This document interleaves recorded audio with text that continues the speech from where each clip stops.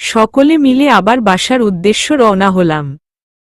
গাড়িতে বসে সোহানকে বললাম, ধন্যবাদ এত সুন্দর একটা জন্মদিন আমাকে উপহার দেবার জন্য। সোহান হেসে বলতে শুরু করল, আরে কি যে বলিস, বাড়ির বড় মেয়ের জন্মদিন বলে কথা, যেই সেইভাবে করা যাবে কিনা।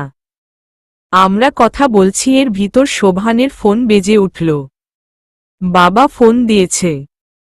সোহান ফোন রিসিভ করল।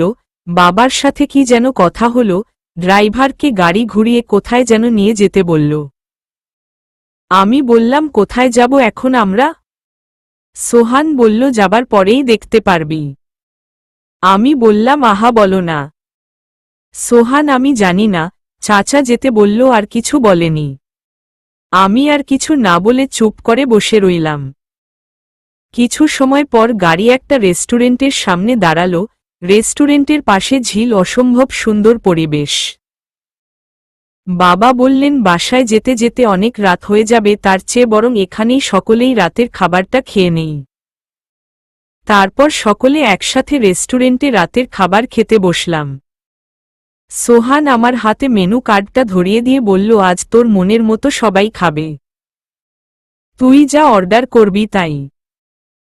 আমি বললাম, মোটেও না, আজ তোমরা যা অর্ডার করবে আমি তাই খাবো। আবার ও দুজন তর্ক শুরু করলাম।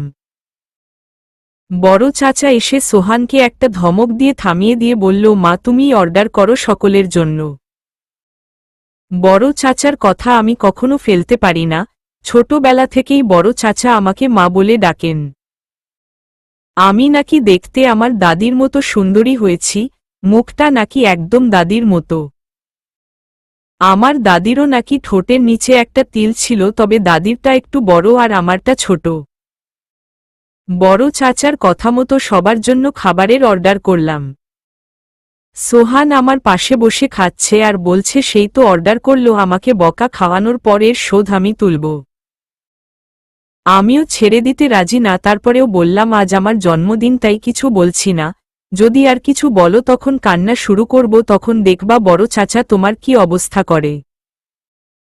সোহান বলে উঠল, পারবি তো, শুধু নাকে কান্না করতে, জীবনে কি আর কিছু কখনো পেরেছিস? আমার অন্য কিছু পারার দরকার নাই, তুমি তো পার, চুপ করে খেয়ে নাও। তারপর সোহান আর কিছু না বলে চুপ করে খেয়ে নিল। সকলে সেখান থেকে রাতের খাবার খেয়ে বাসায় চলে আসলাম। বাসায় এসে যে যার রুমে চলে গেল, আর আমি আমার রুমে এসে ফ্রেশ হয়ে শুয়ে পড়লাম। শরীর প্রচণ্ড ক্লান্ত, কিন্তু কেন জানি ঘুম আসছিল না।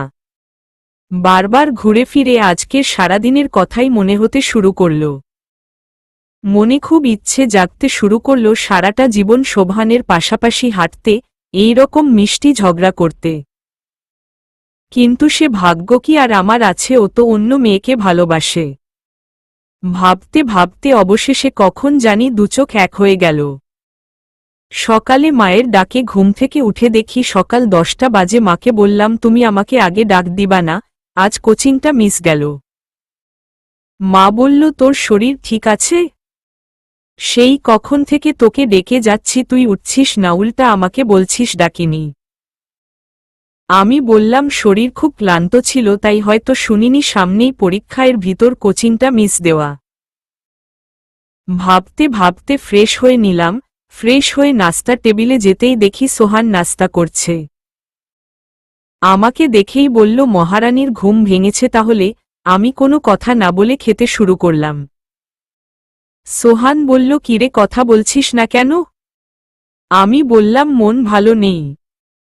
সোহান বলল, কেন কেন, আজ তাহার সাথে দেখা হবে না বলে নাকি? আমি বললাম, আমার কোনো তাহা তোহা নেই, সেদিনই বলেছি সে আমার বান্ধবীর বড় ভাই, এক কথা প্রতিদিন বলতে ভালো লাগে না বলেই টেবিল থেকে উঠে নিজের রুমে চলে আসলাম। আমি টেবিলে বই নিয়ে বসতেই সোহানও চলে আসল। এসে বলল, কিরে মন খারাপ কেন, বললি না? আমি বললাম, অনেক পড়া আর আজ কোচিংয়ে যেতে পারলাম না। সোহান বলল, এটা কোনো সমস্যা নাকি, নে আজ আমি তোকে পড়িয়ে দিচ্ছি, বলে সোহান পড়াতে শুরু করল। আমি পড়া বুঝে নিচ্ছি, আর মনে মনে বলছি, আজ সারাদিন আমার পাশে বসে তুমি পড়াও সোহান, কোথাও যেও না। ভাবতে ভাবতেই সিয়ামের ফোন বেজে উঠল। সোহান বলে উঠল, এই রে, আমাকে এখনই বের হতে হবে বলে ফোন রিসিভ করে রুম থেকে বের হয়ে গেল। আমি শুধু নীরবে চেয়ে রইলাম। আমার বুঝতে বাকি রইল না ফোনটা ওই মেয়েই করেছে, তাই তো সোহান ফোন পেয়েই বেরিয়ে গেল। ইচ্ছে করছে শোভানের পিছু পিছু যে ওই মেয়েকে বকে দিয়ে আছি, কিন্তু তা সম্ভব নয়। মন খারাপ করে বসে রইলাম কিছু সময়, তারপর ফ্রেশ হয়ে দুপুরের খাবার খেয়ে এসে আবারও পড়তে বসলাম। কিন্তু কোনোভাবেই পড়াতে মন বসাতে পারছিলাম না। ভাবতে শুরু করলাম কি করা যায়। বুদ্ধি করলাম সোহানকে ফোন দিয়ে বাসায় নিয়ে আসব, বলবো আমি পড়া বুঝতে পারছি না। যেমন ভাবা তেমনই কাজ, সোহানকে ফোন দিলাম। সোহান ফোন ধরে, বল, কি বলবি? আমি কি বলবো মানে, তুমি কই? সোহান, আমি বন্ধুদের সাথে আড্ডা দিচ্ছি। কেন, কি সমস্যা তোর? আমার অনেক সমস্যা। তুমি কি লাঞ্চ করছো? সোহান, না করিনি, বাসায় যেয়ে করব। ঘড়িতে কয়টা বাজে দেখেছ? আর আমাকে যে অর্ধেক পড়িয়ে চলে গেছো, আমার মাথায় কিছুই ঢুকছে না, তুমি তাড়াতাড়ি আসো। সোহান, আচ্ছা আসতেছি। আকাশের অবস্থা ভালো না, যে কোনো সময় বৃষ্টি নামবে। যদি বৃষ্টি শুরু হয়ে যায় তাহলে মনে করবি দেরি হবে বলে সোহান ফোন রেখে দিল। আমি জানালা দিয়ে তাকিয়ে দেখি আকাশ অনেক মেঘলা। আমি মনে মনে চাচ্ছি বৃষ্টি আসুক, বৃষ্টিতে ভিজব। অল্প কিছু সময়ের ভিতর বৃষ্টি শুরু হতেই আমি বই খাতা সব গুছিয়ে রেখে ছাদে উঠে পড়লাম। ছাদ উঠে ভিজতে শুরু করলাম। বৃষ্টি হবে আর আমি ভিজব না, তা কখনো হতে পারে না। অনেক সময় ধরে রেলিং ধরে রাস্তার পাশের গাছগুলো দেখছি আর ভিজছি। হঠাৎ করে পেছনে থেকে কেউ এসে চোখ চেপে ধরল। আমি ভয় পেয়ে চিৎকার করতে যাব, অমনি চোখ ছেড়ে দিয়ে মুখ চেপে ধরল। আমি ঘুরে তাকিয়ে দেখি সোহান। আমার কি যে ভালো লাগছিল সে সময়টায় বলে বোঝাতে পারবো না। কিন্তু আমি এমন ভাব করলাম যেন আমি রেগে গেছি। সোহানকে বললাম, তুমি না বৃষ্টি থামলে আসবে বললে, তোমার পরীরা তোমাকে ছেড়ে দিল? সোহান হাসতে হাসতে বলল, ওরা তো আর তোর মতো বৃষ্টিতে ভেজা পড়ি না, তাই ছেড়ে দিল। বাসায় এসে তোর রুমে যেয়ে দেখি তুই নাই। তাই ভাবলাম ছাদ এসেছিস, আমি চলে আসলাম। এসে দেখি এক রূপসী পরী ছাদে ভিজছে। অনেক সময় ধরেই পেছনে দাঁড়িয়ে দেখছিলাম। তাও ওইদিকে কি কেউ আছে নাকি অপেক্ষায়? সব সময় উল্টা পাল্টা কথা ছাড়া কি তোমার মুখে আর কোনো কথা নেই? নিজে যেমন সবাইকে তুমি তেমনই ভাব, এটা তোমার একটা বড় সমস্যা, বুঝলে? সোহান, কি বললি, আমি কেমন? হ্যাঁ, তোর মতো নাকি রাস্তায় বসে অন্য ছেলেদের সাথে ফুচকা খাই? তোমাকে কতবার বলেছি এই কথা না বলার জন্য? এইটা আদিবার ভাই, আর যদি একবার এই কথা বলছো তবে তবে কি? সত্যি কথাই বলেছি। বেশ করেছ, সত্যি বলেছ। তোমার জলে কেন এত? আমি তো তোমার মতো রিকশায় হাতে হাত রেখে হাসতে হাসতে ঘুরে বেড়াই না, কিংবা ফোন দিলেই ছুটে চলে যাই না। পারলে তো যাবি তুই, আর ফোন আমার বন্ধুরা দিয়েছিল। দুজনের মাঝে সবসময় ঝগড়া। আমি সোহানকে বললাম, আমার সাথে ঝগড়া করতে এসো না, বাড়ির সবাইকে বলে দিব।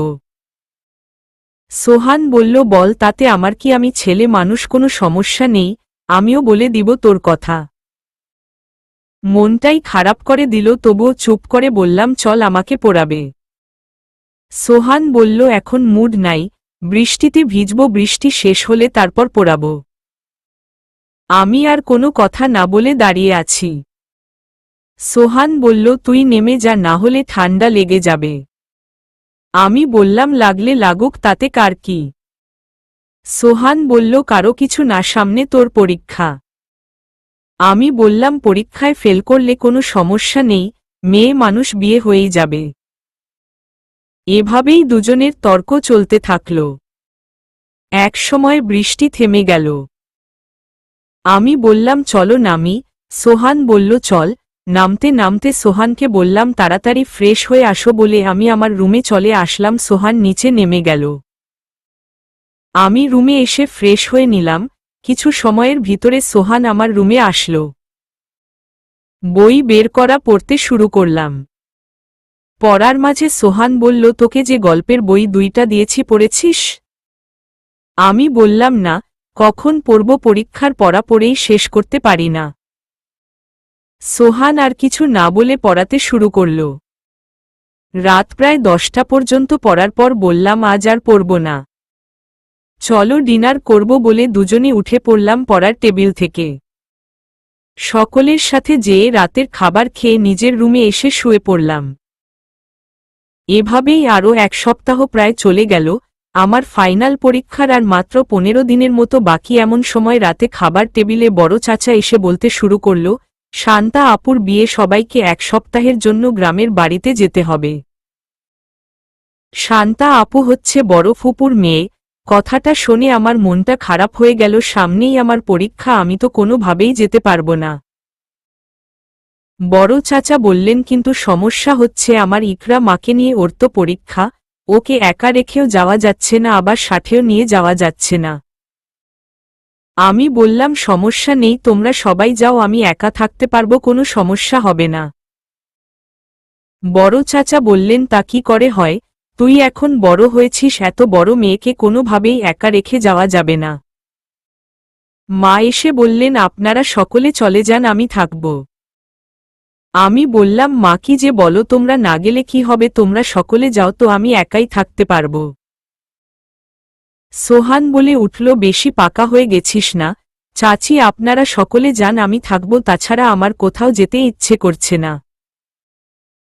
আমি বললাম, অসম্ভব, আমি তোমার সাথে থাকতে পারব না, সারাদিন ঝগড়া করে আমার পড়ার বারটা বাজিয়ে দিবে, তার চেয়ে আমি একাই থাকব। অবশেষে সে রাতে সিদ্ধান্ত হলো সোহানই থাকবে আমার সাথে বাড়িতে। আর বড় চাচা খুব কঠিন করে সোহানকে বলে দিল, যদি আমার মাকে তুই জ্বালিয়েছিস শুনেছি, বা ওর চোখ থেকে 1 ফোঁটা অশ্রু পড়েছে, তবে তোর এই বাড়িতে থাকা বন্ধ। পরদিন সকালে সকলে মিলে গ্রামের উদ্দেশ্য রওনা দেবার আগে সোহানকে কিছু টাকা দিয়ে বলল, যদি রান্না করে খেতে পারিস দুজন মিলে, তবে রান্না করে খাবি, না হলে বাহির থেকে খাবার কিনে এনে খাবি। আর খবরদার ওকে জ্বালাবি না, সামনেই ওর পরীক্ষা বলে সকলে বিদায় নিয়ে চলে গেল। সবাই যাবার পর বাড়িটা কেমন শূন্য শূন্য লাগতে শুরু করল। পড়াশোনাও যেন ভালো লাগছিল না। কি করব না করব কোনো কিছুই বুঝতে পারছিলাম না। আবার মনে মনে ভয়ও পাচ্ছিলাম, যদি সোহান উল্টা পাল্টা কিছু করে। পরক্ষণেই চিন্তা করলাম, না, সোহান এত খারাপ ছেলে না, আমি ওকে ভালো করেই চিনি। ও আমাকে রাগাতে পারে, কিন্তু কখনো খারাপ কিছু করবে না। সকাল গড়িয়ে দুপুর হয়ে গেল। সোহান আমার দরজায় এসে নক করে বলল, মহারানী আসবো নাকি? আমি বললাম, ঢং বেড়েছে নাকি তোমার? সোহান রুমে ঢুকতে ঢুকতে বলল, নারে, রং লেগেছে, আগে তো বাসায় সবাই ছিল, এখন তুই একা, তাই তোকে ভয় ভয় লাগছে। আমি বললাম, ফাজলামোর কথা বাদ দিয়ে বলো, কেন এসেছ? সোহান বলতে শুরু করল, দুপুর হয়ে গেছে, কি খাবি বল? আমি বললাম, তুমি যা নিয়ে আসবে তাই খাব। সোহান বলল, আচ্ছা ঠিক আছে, তুই থাক, আমি হোটেল থেকে বিরিয়ানি নিয়ে আসতেছি বলে সোহান রুম থেকে বের হয়ে গেল। সোহান বের হবার কিছু সময় পর ওর ফোনটা বেজে উঠল। ও ভুল করে ফোন রেখে চলে গেছে। ফোনের রিং বেজে চলেছে, ধরব কি ধরব না ভাবতে ভাবতে রিসিভ করলাম। অন্য প্রান্ত থেকে একটা মেয়ের কণ্ঠ ভেসে আসলো। আমি বললাম, সোহান তো বাসায় নেই, ফোনটা ভুল করে রেখে বাহিরে গেছে। অপর প্রান্ত থেকে মেয়েটা বলে উঠল, তুমি ইকরা, রাইট? আমি বললাম, হ্যাঁ, কিন্তু আপনি কে? মেয়েটা বলে উঠল, ওর নাম অর্নি, শোভানের সাথেই পড়াশোনা করছে। আমি বললাম, ও আচ্ছা, আসলে বলবো। উনি বলে উঠলেন, তুমি তো খুব ভাগ্যবতী মেয়ে। আমি বললাম, আপনার কথা ঠিক বুঝতে পারলাম না। অর্নি বলে উঠল, তুমি কি জানো না সোহান তোমাকে কতটা ভালোবাসে? আমি বললাম, মানে কি? এসব আপনি কি বলছেন? সোহান আমাকে কেন ভালোবাসবে? আপনার ভুল হচ্ছে, ও অন্য কোনো মেয়েকে ভালোবাসে। অর্নি বলল, আমার কোথাও ভুল হচ্ছে না, শোভানের একমাত্র মেয়ে বন্ধু আমি, বলতে পারো আমি ওর বেস্ট ফ্রেন্ড। ও আমার কাছে সব কিছুই শেয়ার করে। ও আমাকে সব বলেছে। আর তোমাকে তো ও চিরকুটও দিয়েছে তোমার জন্মদিনে, তুমি পাওনি? আমি কি বলবো সে মুহূর্তে কিছুই বুঝতে পারছিলাম না। আমি বললাম আমি ফোনটা রাখছি আর আপনি প্লিজ সোহানকে বলবেন না যে আপনি আমাকে এগুলা বলেছেন। অর্নি বলল ঠিক আছে বলবো না, আমি ফোনটা রেখে দিলাম। আমার কাছে সবকিছু কেমন যেন স্বপ্ন স্বপ্ন মনে হতে লাগল। অর্নি যা বলেছে তা কি সত্যি? কোনো কিছুই যেন আমার মাথায় ঢুকছিল না। সোহান বিরিয়ানি নিয়ে আসলো। আমার মুখ দিয়ে খাবার যাচ্ছিল না, আমি অপলক সোহানের মুখের দিকে তাকিয়ে আছি। সোহান বলে উঠল কিরে খাচ্ছিস না কেন? আমি বললাম ক্ষুধা নেই, তুমি খাও। সোহান খাচ্ছে আর বলছে বিরিয়ানিটা খুব মজার, খেয়ে নে, ঠান্ডা হয়ে গেলে মজা পাবি না। আমি বললাম খাইয়ে দাও তবেই খাবো। সোহান বলল পারবো না। আমি বললাম তাহলে তোমার বিরিয়ানি তুমিই খাও বলে চলে আসলাম। অল্প সময়ের ভিতর সোহান প্লেটে করে খাবার নিয়ে আমার রুমে ঢুকে বলল এত রাগ ভালো না মেয়েদের। আমি বললাম রাগের সাথে আবার মেয়ে ছেলের কি সম্পর্ক? সোহান বলল আছে অনেক সম্পর্ক, সে তুই বুঝবি না, এখন চুপচাপ খেয়ে নে। আমি বললাম বলছি তো খাইয়ে দিলে খাবো নয়তো খাবো না। সোহান তুই কবে বড় হবি রে? সোহানকে রাগানোর জন্য বললাম এই তো খুব তাড়াতাড়ি বিয়ে হলেই বড় হয়ে যাব। তোর মুখে কি বিয়ে ছাড়া আর কোনো কথা নাই রে? থাকবে না কেন, কত কথাই তো বলি, কেন তুমি কি শুনতে পাও না? তোর কথা তুই শোন, তার আগে আয় তোকে খাইয়ে দেই বলে প্লেটটা আমার সামনে নিয়ে এসে খাওয়াতে শুরু করল। আমার মনে আবারও শয়তানি বুদ্ধি খেলে গেল, আমি ইচ্ছে করেই সোহানের আঙ্গুলে কামড় বসিয়ে দিলাম। সোহান চিৎকার করে উঠল। আমি বললাম সরি সরি, আমি ইচ্ছে করে দেইনি। কামড়টা খুব জোরে লেগে যাবে বুঝতে পারিনি। সোহানের আঙ্গুল দিয়ে রক্ত বের হতে শুরু করল। আমি দৌড়ে যেয়ে আম্মুর রুম থেকে সেভলন ক্রিম নিয়ে আসলাম। তারপর হাত পরিষ্কার করে ক্রিম লাগিয়ে দিলাম। নিজের কাছেই খুব খারাপ লাগছে, দুষ্টুমি করতে যেয়ে বিপদ ঘটিয়ে ফেললাম। সোহান বলল তুই ইচ্ছে করেই এমনটা করেছিস, আমি বুঝি তো। আমি বললাম না, বিশ্বাস করো আমি ইচ্ছে করে করেনি। সোহান বলল সে আমার বুঝা হয়েছে। যেহেতু তুই আমার আঙ্গুল কামড়ে দিয়েছিস সেহেতু যে কয়দিন ভালো না হবে সে কয়দিন তুই আমাকে খাইয়ে দিবি। আমি বললাম পারবো না, নিজেই খেতে পারি না, আবার তোমাকে খাওয়িয়ে দিব। সোহান বলল তাহলে কি দুজনকে না খেয়ে থাকতে হবে? আমি বললাম পারবো না, নিজেই খেতে পারি না, আবার তোমাকে খাওয়িয়ে দিব। সোহান বলল তাহলে কি দুজনকে না খেয়ে থাকতে হবে? আমি বললাম পারবো না। সোহান বলল সময় হলেই দেখা যাবে বলে হনহন করে ঘর থেকে বের হয়ে গেল। আমি ওর চলে যাবার পথের দিকে চেয়ে রইলাম। আমি বিছানায় শুয়ে পড়লাম একটু ঘুমানোর জন্য, দুচোখ বন্ধ করে রাখতে রাখতে একসময় ঘুমিয়ে পড়লাম। সন্ধ্যার আগে আগে ঘুম ভাঙল। আমি ফ্রেশ হয়ে নিচে নেমে সোহানের রুমের সামনে যেয়ে দেখি রুম তালা দেয়া। আমি আবার উপরে চলে আসলাম, এসে ফোনটা নিয়ে সোহানকে ফোন দিলাম। সোহান ফোন ধরে বলল সে বন্ধুদের সাথে আড্ডা দিচ্ছে। আমি বললাম তাড়াতাড়ি বাসায় এসো, আমার একা থাকতে ভয় লাগে। সোহান বলল কিছুক্ষণ পরেই চলে আসবে রাতের খাবার নিয়ে। আমি ফোন রেখে বই নিয়ে পড়তে বসলাম। রাত 9টার দিকে সোহান খাবার নিয়ে আসলো। এসে বলতে শুরু করল খুব নাকি সাহস তোর, তাহলে ফোন করে বললি কেন, ভয় লাগছে? আমি বললাম ভয় পাবো কেন, একা একা ভালো লাগছিল না তাই তোমাকে আসতে বলছি। সোহান হয়েছে হয়েছে, আর ঢং করতে হবে না, খাবার নিয়ে এসেছি খেয়ে নে। পারবো না, খাইয়ে দাও। তোকে আমি খাওয়াবো জীবনেও না। কেন খাওয়াবে না? দুপুরের কথা কি আমি ভুলে গেছি, বরং তুই আমাকে খাইয়ে দে। আমি তোমাকে খাইয়ে দিব? ওকে দিতে পারি একটা শর্তে। সোহান কি শর্ত? আজ থেকে আমাকে তুমি করে বলবা। আমার সাথে ফাজলামো হচ্ছে, খেয়ে নে একা একা। বললাম অত পারবো না। দেখ জিদ দেখাস নে, আমার হাত নিয়ে আমি নিজেই খেতে পারবো না, তোকে কি করে খাওয়াবো? আমাকে না খাওয়ালে তুমি করে বলো, আমি তোমাকে খাওয়াবো। আচ্ছা তুমি করে বললে কি হবে শুনি? অনেক কিছুই হবে, ধরো মনে হবে আমি বড় হয়ে গেছি আর আমাদের মাঝে ভালোবাসার একটা সম্পর্ক আছে। আহারে কি ঢং! ঢংয়ের কি হলো? কিছু না খাইয়ে দিবি কিনা বল? না হলে চলে গেলাম। বলবা না তো আচ্ছা দিচ্ছি খাইয়ে, কিন্তু তুমি যদি প্রতিশোধ নেবার জন্য আমার হাতে কামড়ে দাও? আমার তো আর কোনো কাজ নেই যে তোকে কামড়ে দিব। এই দেখ ভালো হবে না, কিন্তু আমি কি ইচ্ছে করে কামড়ে দিয়েছি নাকি? আচ্ছা বাদ দে, এখন খাইয়ে দে। আমি সোহানকে খাইয়ে দিচ্ছি। সোহান ছোট বাচ্চাদের মতো খেয়ে নিল। খাওয়া শেষ করে সোহান বলল, দরজা লাগিয়ে ঘুমিয়ে পড়, সকালে এসে পড়াবো। বলে সোহান রুম থেকে বের হয়ে গেল। আমি উঠে দরজা লাগিয়ে এসে শোভানের দেয়া বই দুইটা বের করলাম পড়ার জন্য। বই খুলতেই একটা হলুদ খাম বেরিয়ে আসলো। আমি খামটা খুলতেই সাদা কাগজে লেখা একটা চিরকুট বেরিয়ে এলো। আমি তা খুলে পড়তে শুরু করলাম। তাতে লেখা, প্রিয় ইকরা, আমি আজকের দিনটার জন্য অপেক্ষা করছিলাম। আজ তোর 18তম জন্মদিন। দেখতে দেখতে তুই কত বড় হয়ে গেছিস। কিন্তু এখনো সেই ছোটবেলার মতোই তোকে রাগাই জ্বালাই। কেন রাগাই জ্বালাই কিংবা ঝগড়া করি তা জানি না।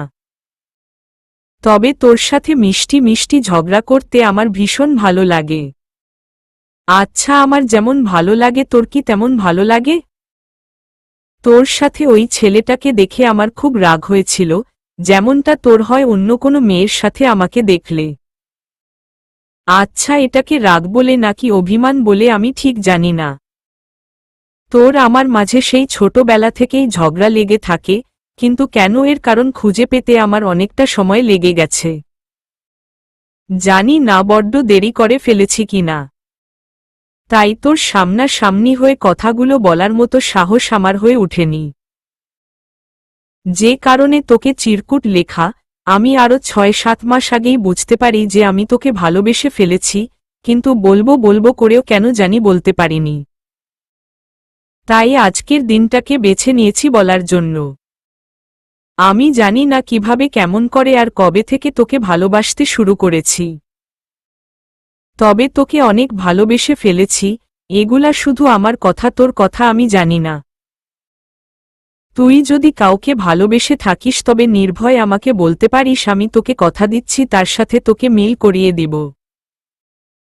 শোন, আমাকে ভালোবাসিস আর না ভাসিস, কিন্তু রোজ রোজ ঝগড়া করতে ভুলবি না, বুঝলি? তোর সাথে ঝগড়া না করলে সে দিনটা যেন কেমন পানসে পানসে লাগে আমার কাছে। তোর সাথে এই ঝগড়াটাই হয়তো তোকে ভালোবাসার প্রধান কারণ বলা যেতে পারে। তাই এই ঝগড়াটা বাদ দিবি না কোনো দিনও, যতদিন দুইজন পাশাপাশি আছি। আমার খুব ইচ্ছে সারাটি জীবন তোর পাশে থেকে এমনি করে খুনছুটি ঝগড়া করে কাটিয়ে দেবার। কিন্তু তোর মনের ইচ্ছে তো আর আমার জানা নেই, আর মানুষ চাইলেও তার সব ইচ্ছে পূর্ণ হয় না। আর এই যে বই দুটো দিলাম, এগুলো পড়ে আমাকে পড়তে দিবি কিন্তু। তুই না পড়লে সে বই আমি কখনোই পড়ি না, সে তুই ভালো করেই জানিস, কাজেই পড়ে আমাকেও পড়তে দিস। তুই খুব লক্ষ্মী একটা মেয়ে। আমার বাবা তো তুই বলতে পাগল। তোর জন্য যে কত বকা আমি খাই তার হিসেব নেই। বাবার কানে শুধু যেতে পারলেই হলো তোকে কিছু বলেছি তাহলেই আমার বারটা বাজিয়ে দেয়। অনেক কিছু লিখেছি আর লিখতে পারবো না। শুধু শেষবারের মতো বলছি, তোকে খুব ভালোবাসি, তবে তোর মনের বিরুদ্ধে কখনোই যাব না। চিঠি পড়ে মনে হতে থাকলো আমি পৃথিবীর সবচেয়ে সুখী মেয়ে, যে কিনা এভাবে যাকে ভালোবাসে তার চিরকুট থেকে সেই ভালোবাসার কথাটা জানতে পেরেছে। আমি একবার বিছানার এপাশ একবার ওপাশ করছি, আনন্দে যেন দুচোখের ঘুম হারিয়ে গিয়েছিল। কি করব না করব কোনো কিছুই বুঝতে পারছিলাম না। আমার ভিতর যেন নতুন করে প্রাণের সঞ্চার হচ্ছিল। এতদিন পর্যন্ত আমি যা ভাবতাম যা বুঝতাম সবকিছুই আমার ভুল ছিল। কিন্তু সোহানকে এখনই বলা যাবে না আমি ওর চিরকুট পড়েছি, পরীক্ষার পর বলবো, তার আগে পর্যন্ত জ্বালিয়ে এখন থেকে আমি ওর হাড় মাংস এক করে দিব। এতদিন পর্যন্ত ও আমাকে জ্বালাইছে, এখন থেকে আমি শুরু করব মানে কি এখনই করব? ওরে আজ ঘুমাতেই দিব না। ভাবতে ভাবতে ফোনটা হাতে নিয়েই সোহানকে কল দিলাম। রিং বাজতেই সোহান রিসিভ করে। কিরে, এত রাতে কেন ফোন দিলি? আমার না খুব ভয় করতাছে, কেমন জানি মনে হচ্ছে ঘরের ভিতর কেউ হেঁটে বেড়াচ্ছে। তুমি আসবে একটু আমার রুমে? সোহান ফোন রাখত যত সব আজাইরা কথাবার্তা। রুমের লাইট জ্বালিয়ে শুয়ে থাক। তুমি আসবা কিনা বলো, না হলে আমিই চলে আসব তোমার রুমে। সোহান, তোর কি মাথা খারাপ হইছে? এত রাতে আমি তোর রুমে যাব? তোর কি ভয় লাগে না? তোমাকে কেন ভয় লাগবো? তুমি কি ভূত নাকি? কত কিউট একটা পোলা। এই তুই ফোন রাখো, আমি ঘুমাবো। রাখবা না ফোন? তাড়াতাড়ি আসো, আমার ভয় লাগছে সিরিয়াসলি। আমি দরজা খুলে রাখছি, তাড়াতাড়ি আসো বলে ফোন কেটে দিলাম। আমি জানি সোহান ঠিকই চলে আসবে। আমি দরজা খুলে পুরো রুম অন্ধকার করে দরজার পেছনে দাঁড়িয়ে রইলাম। সোহান রুমে ঢুকলেই ওকে ভয় দেখাবো বলে। অল্প কিছু সময়ের ভিতরেই সোহানের হাঁটার শব্দ শুনতে পেলাম। সোহান দরজা ধাক্কা দিয়ে খুলে ভিতরে ঢুকে বলছে, কিরে, তোকে না বলছি লাইট অন করে রাখতে? ইকরা কই তুই বলে খাটের কাছে যেতেই আমি পেছনে থেকে হালকা চিৎকার করে উঠলাম। সোহান ভয়ে আমাকে জড়িয়ে ধরে চিৎকার করে উঠল। আমি সোহানকে ধাক্কা দিয়ে খাটের উপর ফেলে দিয়ে দৌড়ে লাইটের সুইচ অন করতেই বেচারার ভয়ার্ত মুখটা দেখে আমার হাসি যেন থামতেই চাচ্ছিল না। সোহান আমাকে একটা ধমক দিয়ে বলতে শুরু করল, বেশি ফাজিল হয়ে গেছিস না? যদি ভয় আমি হার্ট অ্যাটাক করে মারা যেতাম? আমি হাসতে হাসতে বললাম, তুমি এত ভীতু আগে তো জানতাম না। আমি তো মনে করতাম তুমি খুব সাহসী, এখন তো দেখছি তুমি আসলে একটা ভীতু। সোহান বলে উঠল, খবরদার এইসব কথা বলবি না, বললে তোর খবর আছে। আমি বললাম, কি যে খবর করতে পারবে তা আমার জানা আছে। তুমি একটা ভীতু ভীতু ভীতু বলে সামনে যেতেই সোহান আমার হাত ধরে টান দিয়ে খাটে ফেলে দিল। আমি ভয়ে চোখ বন্ধ করে নিলাম। হঠাৎ মনে হলো সোহান খাটের উপর থেকে নেমে গেছে। আমি চোখ মেলে তাকাতেই সোহান বলে উঠল, বেশি পাকনা হয়ে গেছিস, ঘুমিয়ে পড়, সকালে তোর আবার কোচিং আছে বলে সোহান ঘর থেকে বেরিয়ে গেল। আমি খাট থেকে নেমে দৌড়ে যেয়ে টেবিল থেকে 2 গ্লাস পানি খেয়ে জোরে একটা নিঃশ্বাস ছাড়লাম। তারপর খাটে এসে শুয়ে শুয়ে ভাবতে শুরু করলাম, একটু বেশিই করে ফেলছি আমি, না আর এমন করা যাবে না। তবে সোহান যে খুবই ভালো তার প্রমাণ আরও একবার পেলাম। ভাবতে ভাবতে কখন জানি দুচোখ এক হয়ে গেল। সকালে ঘুম থেকে উঠে দেখি সোহান আমার দিকে ড্যাব ড্যাব করে তাকিয়ে আছে। আমি লাফিয়ে উঠে বললাম, তুমি কি করছো? সোহান বলে উঠল, তোকে দেখছিলাম, তুই এমন কেন রে? ঘরের দরজা না লাগিয়ে ঘুমিয়েছিলি? যদি চোর এসে সব নিয়ে যেত? আমি রাতে আনন্দে ভুলেই গিয়েছিলাম যে ঘরের দরজা লাগানোই হয়নি ঘুমানোর আগে। আমি বললাম, চোরের তো আর কাজ নেই, এই ঘরে আসবে? মেইন গেট তো তালা মারাই ছিল, চোর কি করে আসবে? টেবিলে নাস্তা রাখা আছে, খেয়ে কোচিংয়ে চলে যা, বলেই সোহান খাট থেকে উঠে দাঁড়িয়ে যেতে যেতে বলল, ঘুমন্ত অবস্থায় তোকে খুব মায়াবী লাগে, মনেই হয় না তুই এত ঝগড়া করতে পারিস। আমি বললাম, কি বললা তুমি? আমি শুধু ঝগড়াই করি তাই না? সোহান একবার পেছনের দিকে তাকিয়ে একটু হেসে চলে গেল। আমি উঠে ফ্রেশ হয়ে নাস্তা করে কোচিংয়ে যাবার জন্য রেডি হয়ে বের হলাম। নিচে নেমে দেখি সোহানের ঘরের দরজা বন্ধ করা। তার মানে সোহান বাসা থেকে বের হয়ে গেছে বন্ধুদের সাথে আড্ডা দিতে। আমিও বের হয়ে কোচিংয়ে চলে আসলাম। কোচিং শেষ করে বের হতেই ফুচকার দোকানে দেখি রিয়াদ ভাইয়া।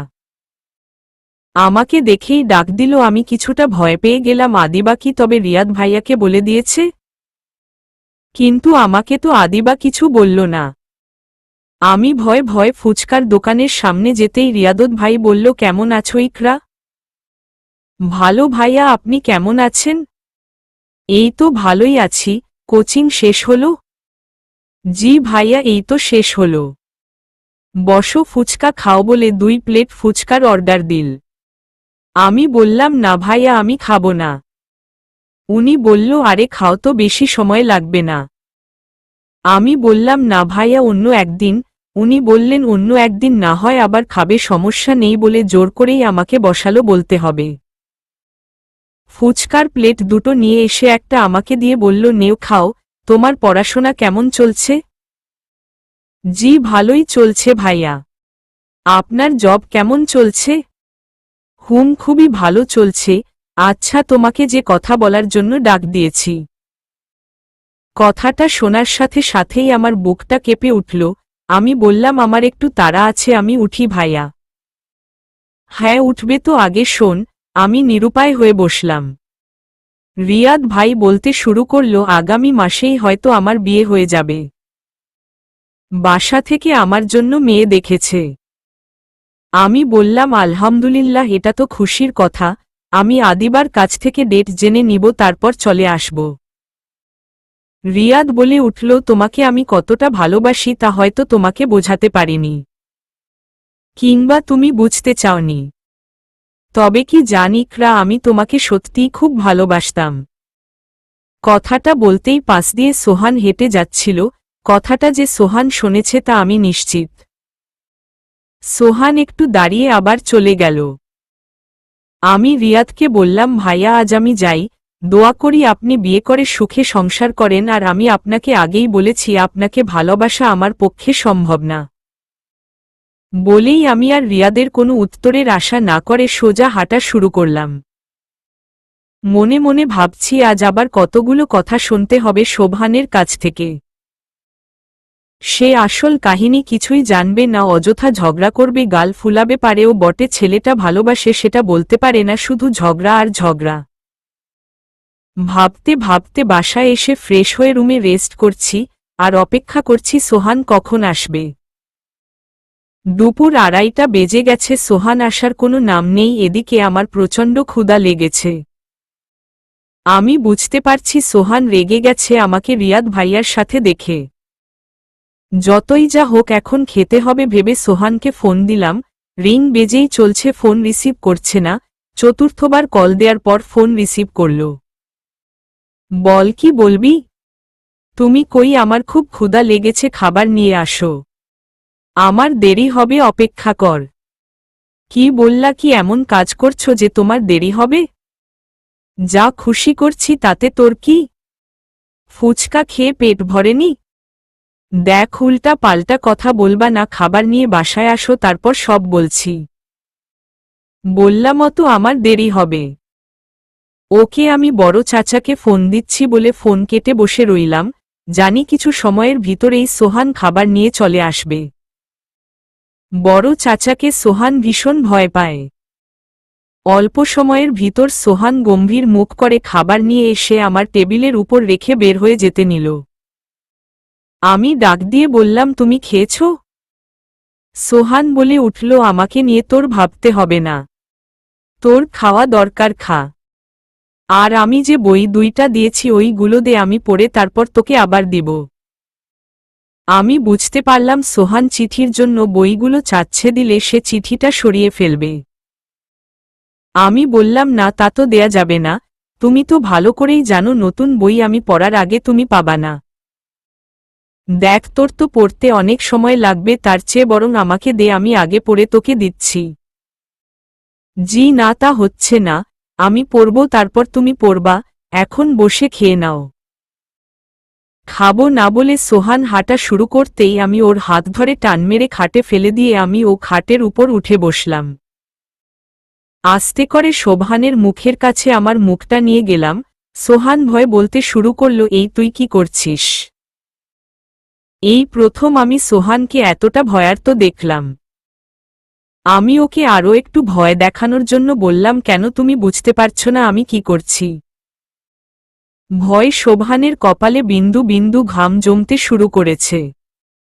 সোহান বলে উঠল, সরে যা আমার উপর থেকে। আমি বললাম, না, কেন সরব? সোহান কোনো কথা বলতে পারছে না, ভয়ের ছাপ স্পষ্ট ওর চোখে মুখে। সোহান অনেক কষ্টে বলল, কেউ দেখে ফেলবে। আমি বললাম, বাড়িতে তুমি আর আমি ছাড়া আর কেউ নেই, তুমি এত ভয় পাচ্ছ কেন? সোহান কিছু বলতে পারছে না, নিজের দুচোখ বন্ধ করে নিয়েছে। আমি আস্তে করে সোহানের উপর থেকে মুখ সরিয়ে নিলাম। সোহান লাফ দিয়ে উঠে বসল। টপ টপ করে সোহানের কপাল থেকে ঘাম পড়ছে। আমার কেন জানি খুব হাসি পাচ্ছিল, এত সাহসী সোহানকে এই রকম বিব্রতকর পরিস্থিতিতে ফেলে। সোহান হয়তো কখনো কল্পনাও করতে পারিনি এমন কিছু আমি করতে পারি। কিছুটা সময় পর সোহানকে খেতে বললাম। সোহান বলল আমার ক্ষুধা নেই। আমি জোর করে সোহানকে খাইয়ে দিলাম।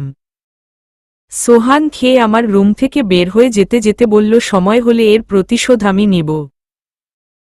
আমি মুখ ভেঙচি কেটে বললাম আমিও দেখব ভিতুর ডিম তুমি কি করতে পারো। দেখতে দেখতে সুন্দর মুহূর্তগুলো কেমনে করে যেন কেটে যায়। 7 দিন খুব আনন্দ করলাম। 7 দিন পর আবারও বাড়িতে সকলে চলে আসলো। আবারও আগের মতো সবাই আড্ডা গল্পতে ভরে উঠল বাড়িটা। এদিকে আমারও পরীক্ষা চলে আসলো।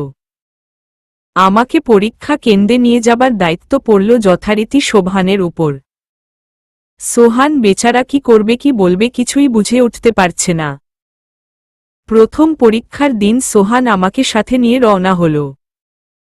ওর দায়িত্ব যতক্ষণ না আমার পরীক্ষা শেষ হচ্ছে ততক্ষণ পর্যন্ত আমার জন্য অপেক্ষা করে দাঁড়িয়ে থাকবে। শেষ হলে সোজা আমাকে নিয়ে বাসায় চলে আসবে। দেখতে দেখতে 4টা পরীক্ষা শেষ হয়ে গেল। এর ভিতর শুক্র, শনিবার সহ 3 দিনের পরীক্ষার একটা বন্ধ পড়ল।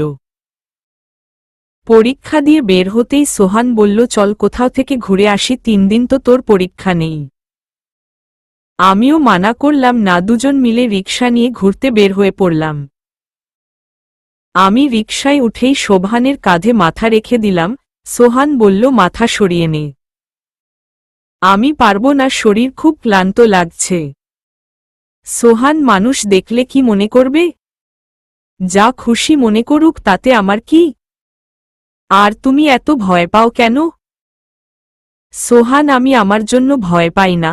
আমি ছেলে মানুষ, কিন্তু তুই মেয়ে মানুষ, লোকে দেখলে তোর বদনাম হবে। কি যে বলো না তুমি, আমরা এমন কোনো কিছু করছি না যে কেউ দেখলে বদনাম করবে। সোহান কিছু না বলে চুপ করে বসে রইল। আমি ওর হাতটা টান দিয়ে আমার হাতে নিতেই সোহান বলে উঠল এই তুই কি করছিস? আমি বললাম কি করছি, তোমার হাত ধরছি। কেন, কোনো সমস্যা? সোহান বলল না কোনো সমস্যা নেই। আমি বললাম আচ্ছা যদি তোমার গফ তোমার সাথে বসতো তুমি এখন কি করতা? সোহান বলে উঠল আমার কোনো গফ নেই। কথা বলতে বলতে বৃষ্টি শুরু হল। আমি বললাম উফ কত সুন্দর রোমান্টিক ওয়েদার, সব সময় গল্পের ভিতর এমন সব কিছু পড়েছি।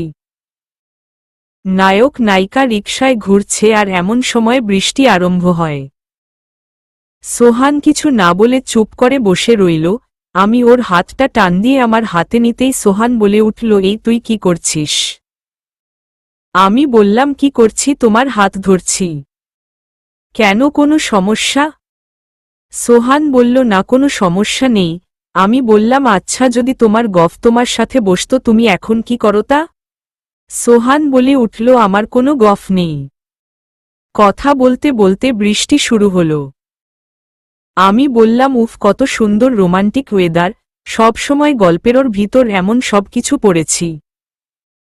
নায়ক নায়িকা রিকশায় ঘুরছে আর এমন সময় বৃষ্টি আরম্ভ হয়। সোহান বলে উঠল তোর মাথাটা কি পুরোটাই গেছে?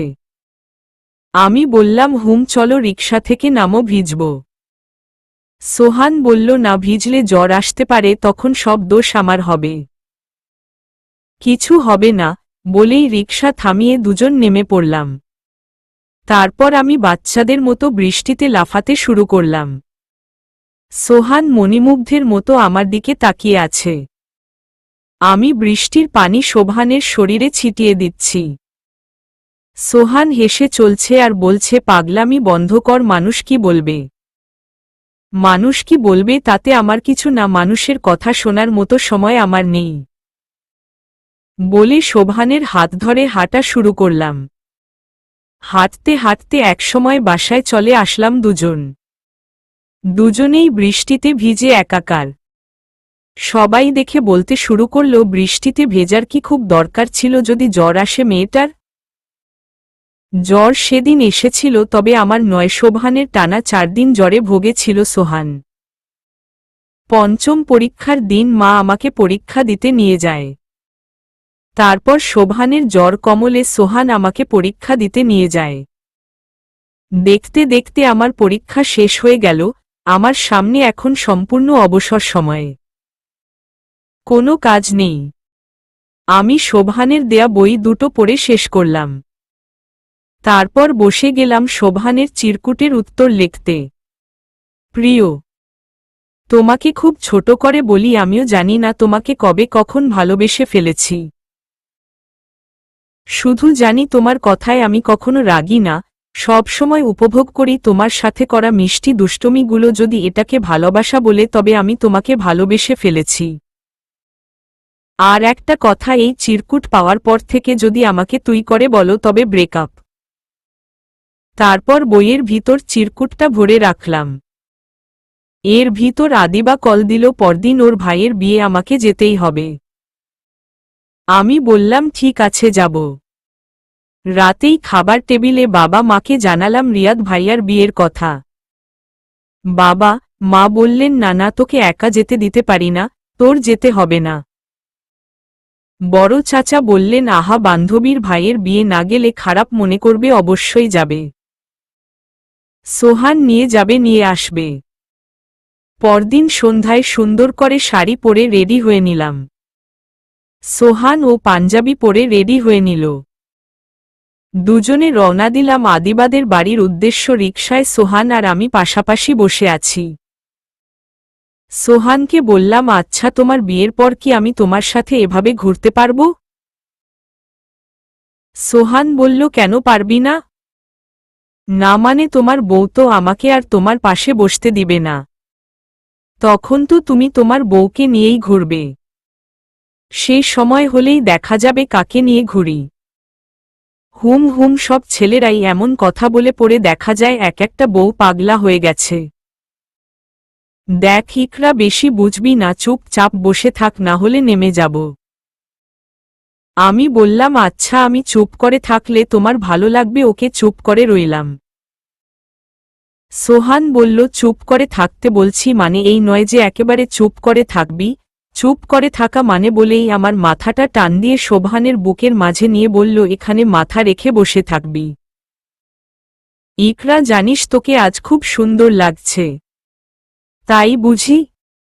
হুম তাই। আচ্ছা, বউ সাজলে তোকে কেমন লাগবে রে? আমি কি করে বলবো, আমি মনে হয় বউ সেজে শ্বশুর বাড়িতে গেছি যে বলতে পারবো। হুম, তাও অবশ্যই ঠিক, দ্বারা তোকে খুব শীঘ্রই বউ সাজার ব্যবস্থা করে দিচ্ছি, বলেই হেসে উঠল সোহান। আমিও মনে মনে বলতে শুরু করলাম, আমিও তো চাই তোমার বউ সেজে তোমার সামনে দাঁড়াতে। রিকশা আদিবাদের বাসার সামনে আসতেই দুজন নেমে গেলাম। বিশাল এলাকা জুড়ে আলোক সজ্জায় সাজানো। সোহান বলে উঠল, আমার বিয়েতে পুরো এলাকায় লাইটিং করব। আমি হাসতে হাসতে বললাম, শুধু এলাকা কেন, পুরো শহর আলোকিত করো। বলতে বলতে দুজন বাড়ির ভিতরে চলে গেলাম। বাড়ির ভিতরে যেতেই আদিবা দৌড়ে ছুটে এলো। আমি আদিবাকে পরিচয় করিয়ে দিলাম সোহানের সাথে। তারপর তিনজন মিলে রিয়াদ ভাইকে দেখতে গেলাম। সোহান তো রিয়াদ ভাইকে বর হিসেবে দেখে থ হয়ে দাঁড়িয়ে গেল। এতদিন পর্যন্ত যাকে আমার প্রেমিক মনে করেছে, আজ তার বিয়ে খেতে এসেছি দেখে। একবার রিয়াদের দিকে তাকায়, একবার আমার দিকে। আমি মুচকি মুচকি হাসছি। তারপর রিয়াদের সাথে সোহানের পরিচয় করিয়ে দিলাম। বিয়ের অনুষ্ঠান শেষ করে বাসায় ফিরতে ফিরতে রাত 10:30 বেজে গেল। আমি আমার রুমে চলে গেলাম, সোহান ওর রুমে। আমি ফ্রেশ হয়ে চিরকুটসহ বই দুটো নিয়ে সোহানের রুমের দিকে রওনা দিলাম। আজ সোহানকে বই দুটো দিয়ে চমকে দিব ভেবে, কিন্তু দরজার সামনে যেয়ে আমি চমকে গেলাম। বড় চাচা, চাচি আর সোহানের কথা শুনে সোহানের বিয়ের কথাবার্তা চলছে। সোহান বলে উঠল, বাবা, তোমাদের মতের বিরুদ্ধে আমি কখনো যাইনি আর যাব না। তোমরা যার সাথে বিয়ে ঠিক করেছ আমি তাকেই বিয়ে করব। কথাটা শুনে আর এক মুহূর্তও আমি সেখানে দাঁড়াতে পারলাম না। আমার সব স্বপ্ন ভেঙে চুরমার হয়ে গেল। সোহান তবে চিরকুটে যা লিখেছে সব মিথ্যা। একটা বড় চাচাকে বলতে পারল না আমি ইকরাকে ভালোবাসি।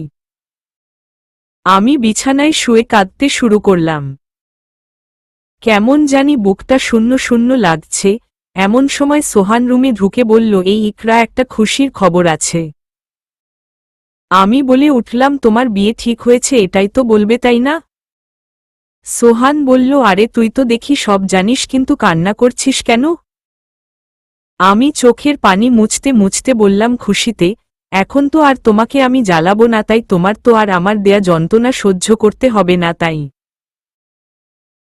সোহান বলে উঠল, তুই যদি না বলিস তবে আমি এখনই বাবা মাকে যে না করে দিব।